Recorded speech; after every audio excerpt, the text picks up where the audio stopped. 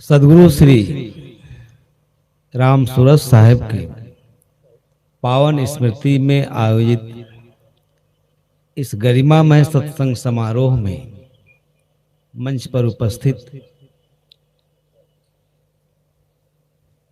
परम श्रद्धेय श्री साहेब जी,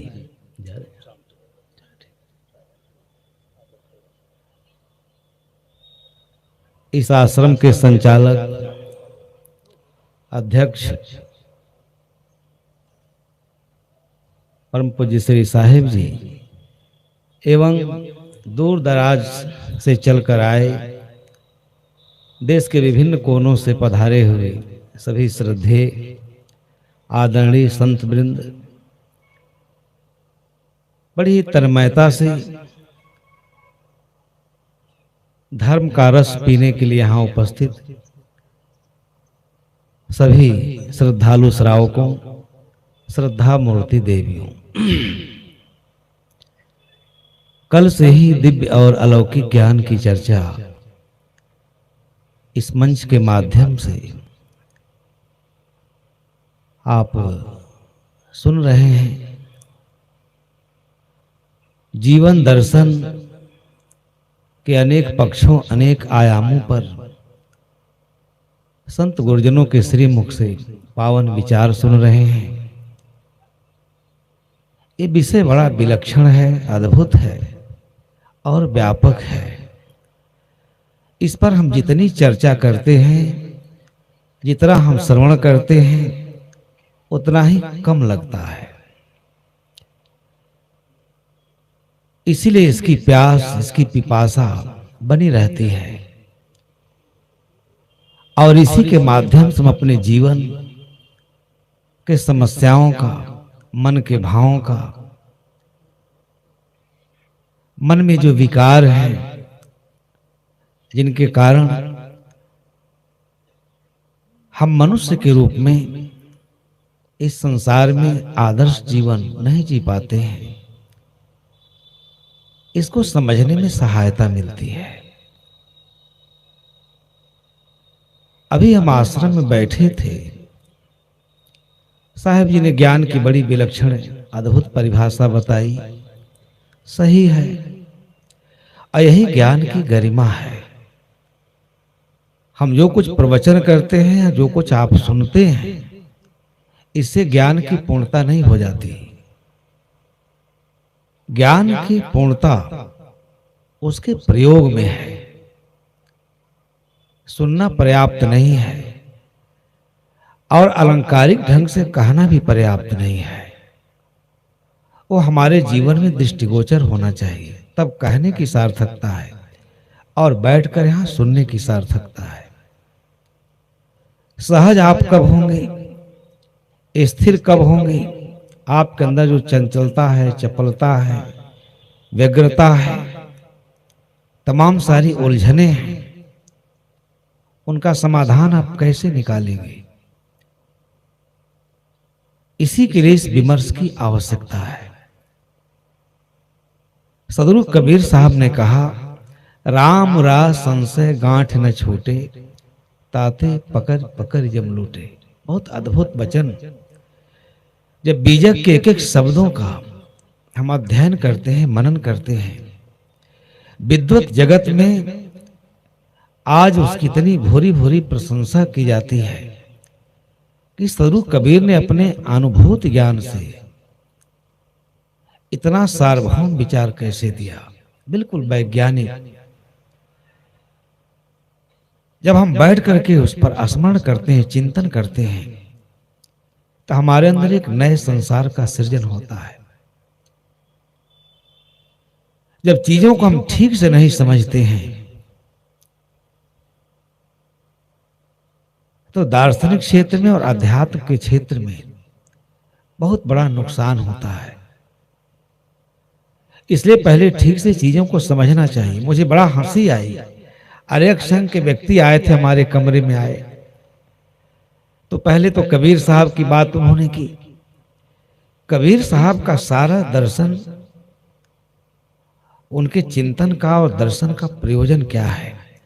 कि हम अपने मन के भावों को सुलझा सकें। हमारे मन में इतने रुग्ण विचार कैसे आ जाते हैं जो हमारे पूरे जीवन को शिथिल कर देते हैं।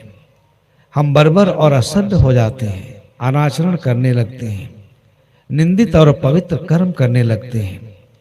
प्रदूषण से सारा जीवन हमारा भर जाता है।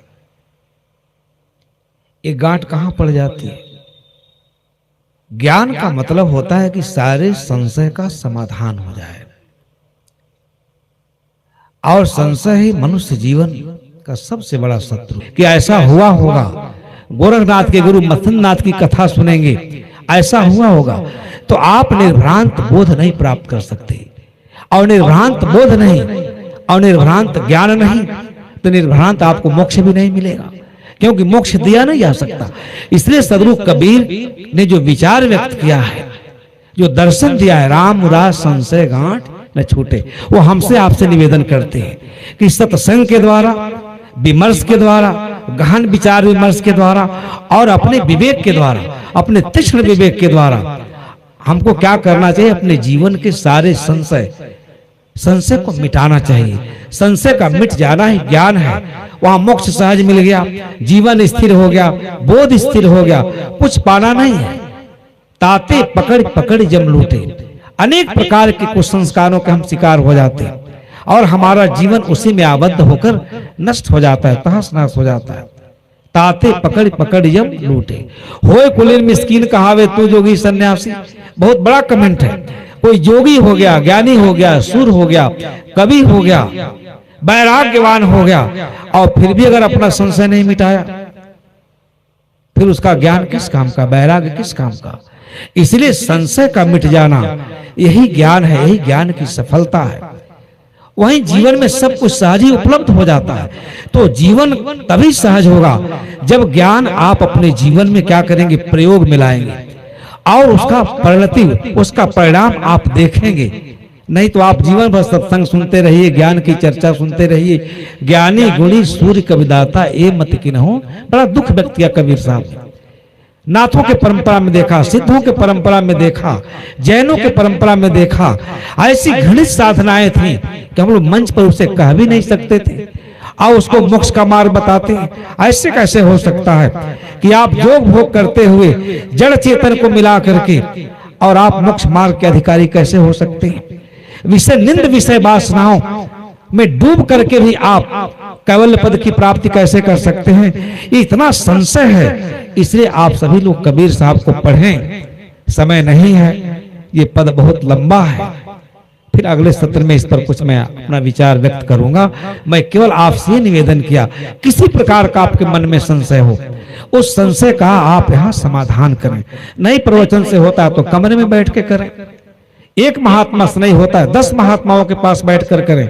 अगर उस समाधान कर लिए, आप संतुष्ट हो गए, सम्यक संबोध हो गया, तो आप समझिए आपका यहाँ आना जाना बैठना सत्संग सुनना सार्थक हो गया। सारी भ्रांति मिट गई और जिस चीज की प्राप्ति इस जीवन का लक्ष्य है, प्राप्तव्य मोक्ष कैवल्य की प्राप्ति, वो सहज ही आपको मिल जाएगा। उसमें बहुत बिलबिलाने की जरूरत नहीं है, किसी बीच के बिचौलिए और दलाल की जरूरत नहीं है। इसलिए सत्संग और सदगुरु कबीर विचार मंच पर आकर के सहज भाव से, सहज बुद्धि से, स्थिर बुद्धि से एक एक शब्दों को, एक एक विचारों को सुन करके हमको निर्भ्रांत बोध प्राप्त करना चाहिए। आप सभी का कल्याण हो और सभी ज्ञान के अधिकारी बने। लेकिन ज्ञान के अधिकारी बनने के पहले आपको सत्पात्र बनना पड़ेगा। अगर सत्पात्र नहीं है तो उसमें वस्तु ठहरेगी ही नहीं। इसलिए आप सभी लोग अपने को निर्विकारी बनाएं, आरोग्य बनाएं और पवित्र और शुद्ध अंतःकरण से ज्ञान के एक एक शब्दों को सुन करके ज्ञान तत्व का विश्लेषण करें और ज्ञान शब्द की सार्थकता सिद्ध करें। आप लोगों को बहुत बहुत धन्यवाद देते हुए अपने विचारों को विराम देता हूँ।